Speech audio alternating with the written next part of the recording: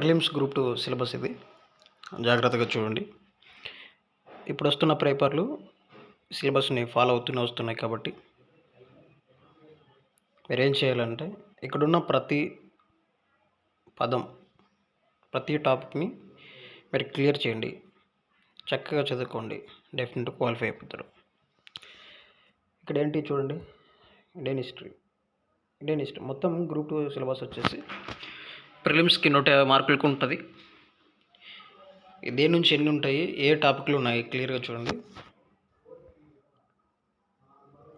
ప్రాచీన చరిత్ర, Indian history నుంచి ప్రాచీన చరిత్ర, సింధు లోయ నాగరికత మరియు వేదయుగం యొక్క ముఖ్య లక్షణాలు, బౌద్ధ మతము మరియు జైన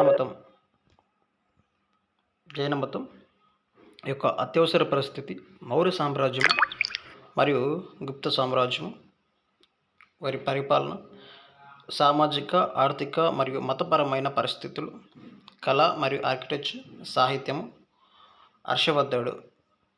ఇక్కడ చూడండి, ఇక్కడ మెయిన్గా కవర్ చేయాల్సిన టాపిక్స్ ఏంటి అంటే, ఇక్కడ మెయిన్ ఏంటంటే సింధు లోయ నాగరికత.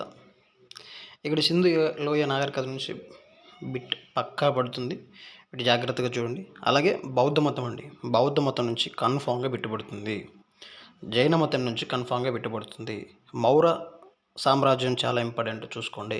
గుప్త సామ్రాజ్యం చాలా ఇంపార్టెంట్ చూసుకోండి. ఆ తర్వాత కళలు, ఆర్కిటెక్చర్, ఆర్థిక సామాజిక లక్షణాలు, ఇది ఇంపార్టెంట్ చూసుకోండి. ఆ తర్వాత హర్షవర్ధనుడి యొక్క ఇది ఇంపార్టెంట్. ఇక్కడ కూడా ఈయన మీద కూడా కానోజు ఈ ప్రాంతాల మీద బిట్టుపడుతుంది చూసుకోండి. నెక్స్ట్ మధ్యయుగ చరిత్ర, ఢిల్లీ సుల్తానేటు, చోళ పరిపాలన, మొఘల్ సామ్రాజ్యము, సామాజిక, ఆర్థిక, మత పరిపాలన, కళలు, ఆర్కిటెక్చర్ అన్నది ఈ ప్రతి ఒక సామ్రాజ్యంలో కళలు, అక్కడ ఆర్కిటెక్చర్ ఎలా ఉంది, భాష, సాహిత్యము, ఇది మెయిన్ ఇక్కడ పడుతుంది. సూఫీ ఉద్యమం మీద పడుతుంది, రేర్. కానీ ఇక్కడ శివాజీ మరాఠా సామ్రాజ్యం యొక్క పెరుగుదల, ఇది ఇంపార్టెంట్ అండి. తర్వాత యూరోపియన్ల రాక అనేది ఇంపార్టెంట్. ఇందులో ఇంపార్టెంట్ ఏంటి అంటే, ఢిల్లీ సుల్తానేట్ పరిపాలన, మొఘల్ సామ్రాజ్యం, తర్వాత ఆ సామ్రాజ్యంలోనే సామాజిక, ఆర్థిక, మతపరమైన పరిస్థితులు, అక్కడ ఆర్కిటెక్చర్, భాష, సాహిత్యం, ఇది ఇంపార్టెంట్. తర్వాత ఇక్కడ సూఫీ ఉద్యమాలు అనేది ఇంపార్టెంట్ చూసుకోండి. ఖచ్చితంగా శివాజీ మరాఠా సామ్రాజ్యం ఎదుగుదల, ఆ యొక్క అవి కూడా ఉంటాయిగా, యుద్ధాలు, తర్వాత యూరోపియన్ రాక, ఎందుకు వచ్చారు ఏంటి, ఇది చూసుకోండి. నెక్స్ట్ ఆధునిక చరిత్ర, సిపాయిల తిరుగుబాటు, తొలి స్వాతంత్ర సమరయుగం అంటాడు విడి సావర్కర్ అని ఆయన అంటారు. ఆ బిట్ పక్క రాసెట్టుకోండి. మ్యాక్సిమం పడుతుంది ఆ బిట్. కొన్ని బిట్స్ ఉన్నాయి, నేను ఫామ్ చేస్తాను, అవి కొన్ని ఇస్తాను. మన ఛానల్ ఫాలో అవ్వండి, సబ్స్క్రైబ్ చేసుకోండి. నేను పెట్టే ప్రతిదీ మీకు వస్తుంది.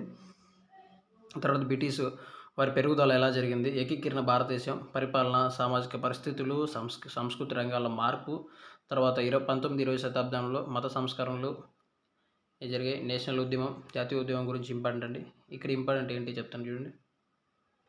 ఇక్కడ సిపాయిల తిరుగుబాటు ఇంపార్టెంట్, బ్రిటిష్ వారి పెరుగుదల ఎలా జరిగింది, ఏకీకరణ భారతదేశంలో ఎలా జరిగింది వాళ్ళ గురించి, వారి ఆధిపత్యం ఎలా జరిగింది ఇంపార్టెంట్. తర్వాత సామాజిక, సాంస్కృతిక రంగాల మార్పులు ఏంటో వచ్చే ఇంపార్టెంట్. నేషనల్ మూవ్మెంట్, జాతీయ ఉద్యమం ఇంపార్టెంట్, అంటే ఏర్పడిన తర్వాత అది ఏంటి, ఎలా ఏర్పడింది, ఇవన్నీ ఇంపార్టెంట్. తర్వాత స్వాతంత్రం తర్వాత ఏకీకరణ ఎలా జరిగింది అనేది ఇంపార్టెంట్. ఇది హిస్టరీలో ఇవి ఇంపార్టెంట్. నెక్స్ట్ ఇండియన్ సొసైటీ చూద్దాం, నెక్స్ట్ వీడియోలో చూద్దామా, ఇప్పుడే చూద్దామా, ఓకే చూద్దాం. తర్వాత ఇండియన్ సొసైటీ, భారతీయ సమాజం, ఇండియన్ సొసైటీ ఎంత అండి నేను చెప్తున్నాను, చదివితే చాలా ఈజీ. గత నోటిఫికేషన్లో అంటే గ్రూప్ 2లో ఈ ప్రిలిమ్స్ ఎగ్జామ్లో టఫ్ ఇచ్చాడు, కానీ ఈసారి అలా ఉండదు, చాలా ఈజీగా ఉంటుంది పేపరు. కట్ ఆఫ్లు వెరీ హై పోతాయి, ఇది మాత్రం గుర్తెట్టుకోండి. అంటే నేను ఎందుకు ఈ మాట చెప్తున్నా అంటే, ఇప్పుడు వస్తున్న పేపర్ సరళిని బట్టి అంత కష్టంగా ఏటో ఉండదు. అప్పుడు ఇండియన్ సొసైటీ నుంచి 30 మార్కులు కానీ 10 మార్కులు తెచ్చుకోవడం అయితే ఈసారి 20 మార్కులు తెచ్చుకోవడం ఈజీ అవుతుంది. ఫస్ట్ ఇంకా నోటిఫికేషన్ రాకముందు చెప్తున్నా, గుర్తెట్టుకోండి. భారతీయ సమాజ నిర్మాణం భలే ఉంటుందంటే ఇంట్రెస్ట్గా, నేను చదివినప్పుడు, ఇప్పుడు చదువుతున్నాను, చాలా అంటే చాలా dead easy subject. Indian society scoring subject అవుతుంది ఈసారి. అప్పుడు నెగిటివ్‌లోకి పోవడానికి సబ్జెక్ట్ ఇదైతే ఈసారి స్కోరింగ్ సబ్జెక్ట్ అవ్వబోతుంది ఇండియన్ సొసైటీ. భారతీయ సమాజ నిర్మాణం. కుటుంబము, వివాహం, బంధుత్వం, కులము, తెగ, జాతి, మతం మరియు మహిళలు. చాలా ఇంట్రెస్టింగ్‌గా ఉంటదండి. తర్వాత సామాజిక సమస్యలు. కులతత్వము, మతతత్వము, ప్రాంతీయీకరణ, నేరానికి వ్యతిరేక మహిళలు, బాలల దుర్వినియోగం, బాల కార్మికులు, యువత, అశాంతి, ఆందోళన. తర్వాత సంక్షేమ రంగం. పబ్లిక్ పాలసీలు మరియు సంక్షేమ కార్యక్రమాలు, రాజ్యాంగబద్ధ షెడ్యూలు, కులాలు, తెగలు ఇవంతా పొలిటికల్ లింకప్డ్ అండి. హిస్టరీ, మిక్స్ చేస్తే ఎలా ఉంటుందో ఒక మిక్సీలోకి వేస్తే అలా ఉంటుంది. చాలా ఇంపార్టెంట్ అండి. చాలా బాగుంటుంది, ఇంట్రెస్టింగ్ ఉంటుంది. మొదలెడితే ఒక 20 రోజుల్లోనే నువ్వు సిలబస్ మొత్తం కంప్లీట్ చేయగలుగుతాయి. చాలా బాగుంటుంది. బోరింగ్ అనేది ఎక్కడా అనిపించదు. సో నేను ఇండియన్ సొసైటీ నుంచి క్లాసెస్ స్టార్ట్ చేస్తాను. ఓకే, నెక్స్ట్ వీడియో అదే పెడతాను, ఫాలో అవ్వండి. ఇవన్నీ ఇంపార్టెంటే, చాలా సింపుల్గా ఉంటుంది, అందుకే అండర్లైన్ చేయలేదు. తర్వాత జియోగ్రఫీ ఇంపార్టెంట్ సబ్జెక్టు. తర్వాత సాధారణ జియోగ్రఫీ 30 మార్కులకి అండి. జియోగ్రఫీలో సాధారణ మరియు భౌతిక భౌగోళిక శాస్త్రం. మన సౌర వ్యవస్థ ఇది ఇంపార్టెంట్. భూపటలము, భూకేంద్రము, అంతర్మండలము ఇవి ఇక్కడ ఉంటాయి. ఇవి చూసుకోండి, చాలా ఇంపార్టెంట్. వీటికి సంబంధించి పీడిఎఫ్లు మేము తయారు చేసాము, అప్లోడ్ చేస్తాం త్వరలో, ఎక్స్ప్లెయిన్ చేస్తాం క్లాసులో. తర్వాత వాతావరణము, ప్రవాహాలు, ఆంధ్రప్రదేశ్ ఇదంతా ఇంపార్టెంట్. విపత్తులు, ఇక్కడ విపత్తులు అనేది ఇంపార్టెంట్ చూసుకోండి. విపత్తు నిర్వహణ చట్టాలు ఇవి ఇంపార్టెంట్. తర్వాత ఇక్కడ ఏమి ఇంపార్టెంట్ అని అండర్లైన్ చేస్తా చూడు, వెయిట్. ఇక్కడ సౌర వ్యవస్థ ఇంపార్టెంట్ అండి. భూమి ప్రధాన రూపాలు ఉంటాయి, ఇవి చూసుకొని నేను ఎక్స్ప్లెయిన్ చేస్తాను. అంటే భూపటలం ఏంటి, సముద్ర పటలం ఏంటి, ఎలా విభజించాము, కోర్ మండలం అంటే ఏంటి, సముద్ర మండలం అంటే ఏంటి, ఇవన్నీ నేను చెప్తాను.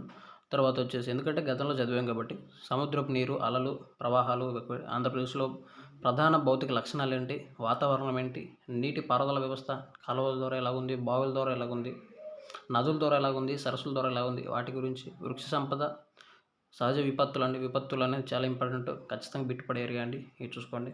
తర్వాత భారతదేశం మరియు ఆంధ్రప్రదేశ్లో భౌగోళిక ఆర్థిక శాస్త్రం అంటే సహజ వనరులు మరియు వాటి పంపిణీ, వ్యవసాయ రంగంలో ఎలా ఉంటుంది, ప్రధాన పరిశ్రమలు ఏంటి, పారిశ్రామిక, ఇవి కూడా కమ్యూనికేషన్, పర్యాటకం, ఇవి చూద్దాం.